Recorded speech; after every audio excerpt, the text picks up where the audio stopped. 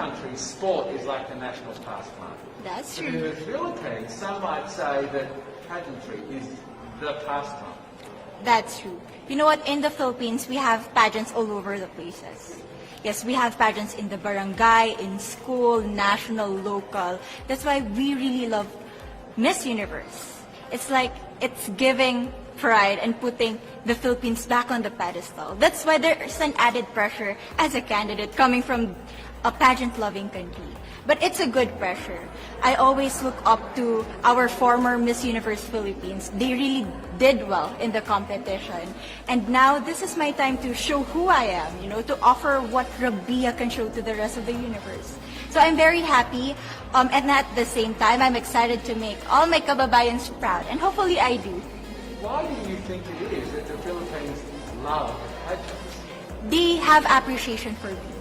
We do love pageant because we used to think that we wanted to be included in the world, I have to be honest, in the Philippines, my skin color used to be not the standard of beauty. I was obsessed whitening my skin because these are the kinds of beauty queen we see on the mainstream. But things were different now. That's why I'm very proud to be a morena. In the Philippines, we call it morena. It's brown skin girl. And to be able to represent, my color, my identity as a true Filipina. Tell me about your journey to being crowned Miss Philippines. In a world that, in a country I should say, that loves pageants. That must have been a very intense process. Tell me about, your journey to being Miss Philippines. Well, my journey was graceful. You know what? I started to be a dark horse. Nobody noticed me. Nobody knows I was in the competition up until the preliminary and the coronation night. And when I won, I received different comments. Of course, there were people who didn't expect me to do well, who think that I cheated. That's why I need to redeem myself in Miss Universe. I really need to do well in this competition.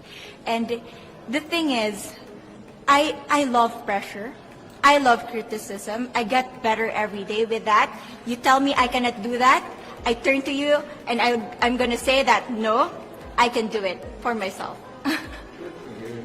So how does it feel then to be on the global stage? How do you feel to be here in this moment, right now?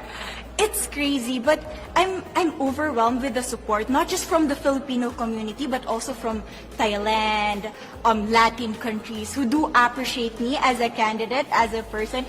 It motivates me that I am beautiful, I can offer so much in this world, and when somebody believes in you, it gives you that extra energy to really do well and perform well.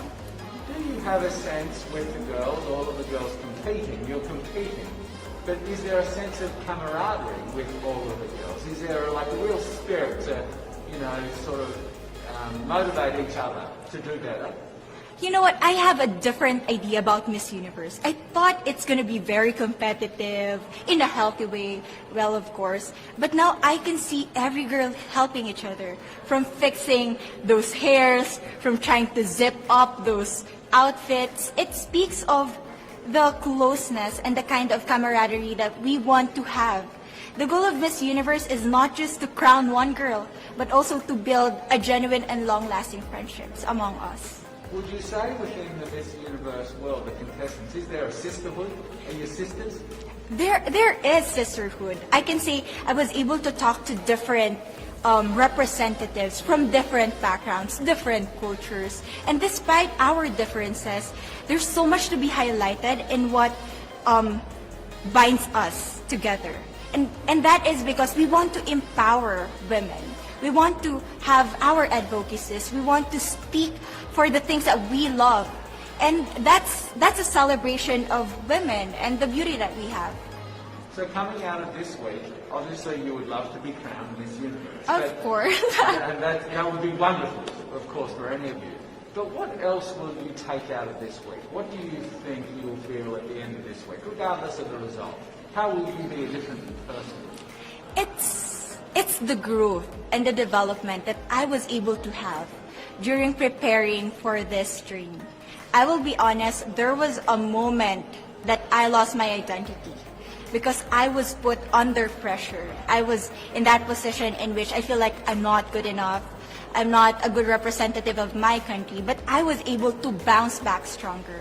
And if I was able to do that for Miss Universe, I will be able to do that in life. That is my greatest takeaway from Miss Universe.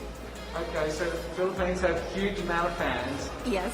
I want you to give us a little bit of a message to the fans here and at home. But send a message. What would you say to all the fans in the Philippines? To all my fans from the Philippines and from all over the world, maraming salamat po. Thank you so much for loving me and for believing in me. It means a lot to somebody who is so naive in this industry, who has no idea how to become a beauty queen on the first day of my journey. But because of your love and support, I was able to be the woman that I am today. And regardless of the result, I may or I may not win the crown, but one thing is for sure, I'm gonna make you all proud.